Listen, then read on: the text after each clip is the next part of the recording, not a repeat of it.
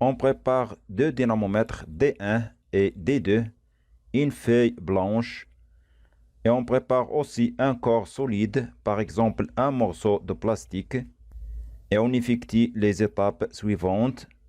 Première étape, on règle les indicateurs des dynamomètres à 0. Deuxième étape, on accroche le corps solide entre les deux dynamomètres et on note les observations. On observe que le dynamomètre 1, qui est à gauche, indique l'intensité de la force exercée par le fil sur le solide et vaut 1,04 N. Pour le dynamomètre 2, qui se trouve à droite, indique l'intensité de la force F2 exercée par le fil sur le solide et vaut aussi 1,04 N.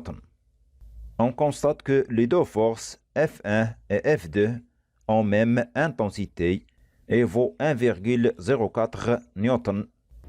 On a déjà mesuré l'intensité du poids du solide, c'est-à-dire l'intensité de la force exercée par la Terre sur le solide, et on a trouvé P égale 0,1 N. Donc, P égale 0,1 N est négligeable devant F1 égale F2 égale 1,04 N. Et par suite, on peut dire que le solide est subi à deux forces, F1 et F2.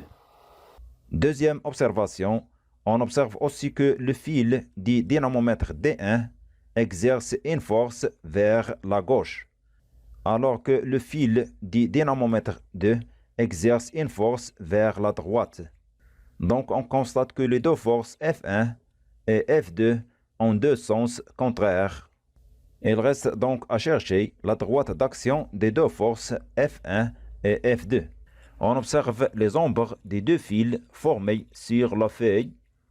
Voilà, dans cette position, les ombres des deux fils sont très claires.